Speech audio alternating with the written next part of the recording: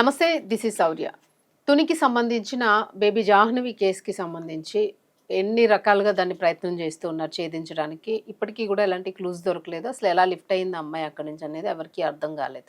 So ఈ రోజుకి కూడా ఈ క్షణం వరకు కూడా రకరకాల విన్యాసాలు చూస్తూ ఉన్నాం దీనిలో. రాత్రి కూడా ఎవరో ఒక క్షుద్ర పూజలు చేసే వ్యక్తి వచ్చాడు. ఆయన ఇంటి డాబా పైన పడుకున్నాడు. వద్దన్నా కూడా వినకుండా ఎక్కి పడుకున్నాడు.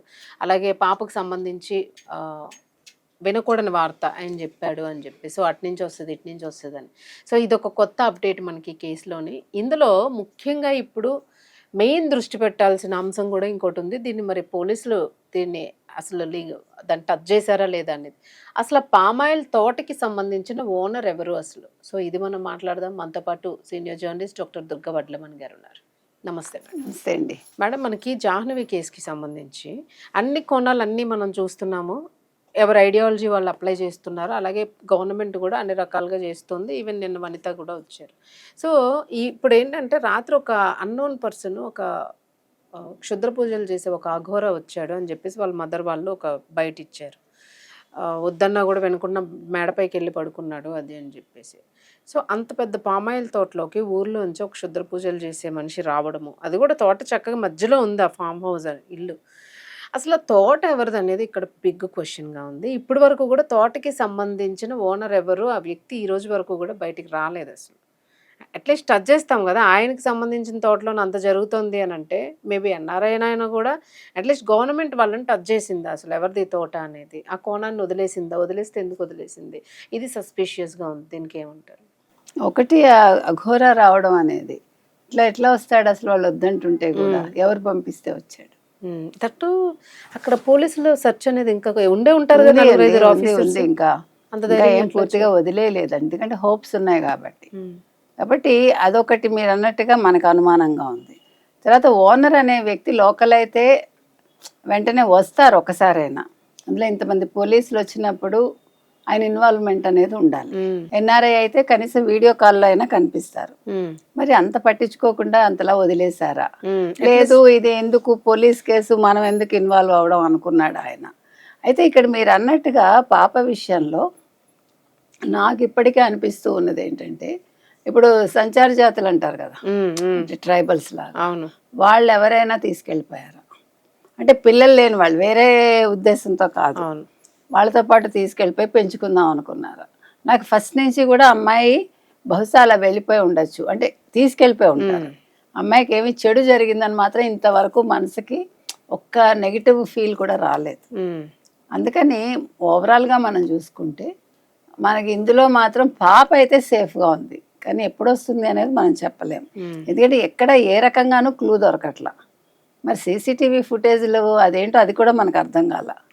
అన్నీ వాళ్ళు చూసామన్నారు, వాళ్ళేమో అబద్ధం చెప్పరు.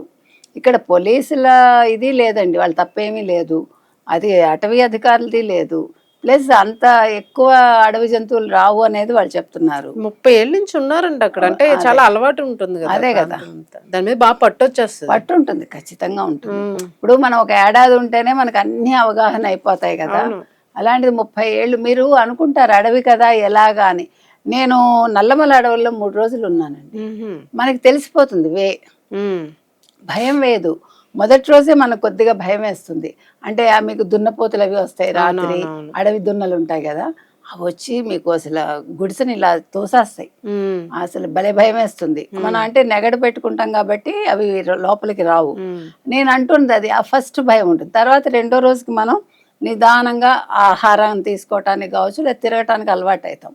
అలాంటిది 30 ఏళ్ళు అంటే అది ఓన్లీ తోటే కదా. ఇప్పుడు మనకి ఇళ్లలో పెరళ్ళలో పెద్ద తోటలు ఉంటాయి మనకు కూడా. ఇప్పుడంటే లేవనుకోండి, ఒకప్పుడు ఒక అరెకరమైనా ఉంటుంది. అరెకరంలో మనం ధైర్యంగా తిరిగేవాళ్ళం. అలాంటిది ఇంత పెద్ద తోట అయినా కూడా ఎక్కడ ఏముంది అనేది అక్కడ నివసించే వాళ్ళకి తెలుస్తుంది. వాళ్ళకి అడుగు అడుగు ఇంచి తెలుస్తుంది. ఫెన్సింగ్స్ ఉన్నాయి. కానీ ఈ ఇంటి దగ్గర మాత్రం అక్కడ ముందు ఫెన్సింగ్ ఉందా లేదా అది మనకి క్లారిటీ రాలేదు. ఇంటి దగ్గర లేదు, కనిపించలే నాకు. ఓపెన్ ప్లేస్ లాగా ఉంది. సో అక్కడ ముందు ఫెన్సింగ్ వేసుకోవాలి. అంటే వాళ్ళ కోసం అని కాదు, జంతువులు అవి వచ్చినా గబుక్కున అంటే ఒక భయంతో నేను అనేది. సో మొత్తం మీద అసలు అఘోరా ఎందుకు వచ్చారు, అఘోరాన్ని ఎవరు పంపించారు, ఇంటికి ఏదో పూజ చేయాలని అన్నాడు, అది ఇవన్నీ మళ్ళీ భయపెట్టడానిక. ఇప్పుడు ఇవన్నీ నమ్మక్కర్లా. నన్ను అడిగితే. ఎందుకు నమ్మక్కర్లేదంటే ఇవన్నీ మూఢనమ్మకాలే. మనం మన సేఫ్టీ మనం చూసుకోవాలి. ఎవరో వచ్చి నీకు పూజలు చేస్తారని డబ్బులు వసూలు చేస్తారా? ఇప్పుడు ఏ ఉద్దేశంతో వచ్చాడు? నిజంగా అఘోరానైనా? అఘోరాలు ఎక్కడ ఉంటారు? మామూలుగా అఘోరాలు ఎప్పుడు కుంభమేళాకు వస్తారు, వెళ్ళిపోతారు. ఈ మధ్య నీ పనికి మాలిన అఘోరాలు, ఆ మధ్యన ఆ అఘోరా ఏమైపోయాడో తెలియదు. వీళ్ళ అఘోరాల పాడ, వీళ్ళ వేషాలు వేసుకుని జనాల్ని మోసం చేస్తున్నారు. కాబట్టి ఇలాంటివి ఏం నమ్మక్కర్లేదండి. వాళ్ళ హోప్ని మాత్రం కోల్పోక్కర్లేదు. అదొకటి మనం లేదులేండి, వాళ్ళు చాలా ధైర్యంగా ఉన్నారు. నాకు అది నచ్చిందండి. అది మళ్ళీ దాని గురించి మనం నెగిటివ్ మాట్లాడలేదు. మీకు తండ్రి ప్రేమ లేదా? వాళ్ళకి అన్ని ప్రేమలు ఉంటాయి, కానీ వాళ్ళు ధైర్యంతో ఉన్నారు. Right madam. మొత్తానికి అయితే ఆ ఇంటి ఓనర్, అదే తోట ఓనర్, అతను మాత్రం తెలియట్లేదండి. అంటే అట్లీస్ట్ అధికారులైనా ఎంక్వైరీ చేస్తారు కదా, చేస్తారేమో మనకు తెలియదు. ఆ విషయాన్ని అట్లీస్ట్ చెప్పాలి కదా. ఎందుకంటే మనం ఇప్పుడు బయటికి రిపోర్టర్స్ కూడా ఎవరు అడిగి ఉండరు. అది ఎవరు ఇంపార్టెన్స్ ఇవ్వలేదా?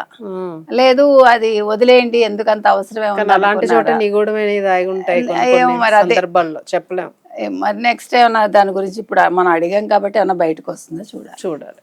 Right, thank you.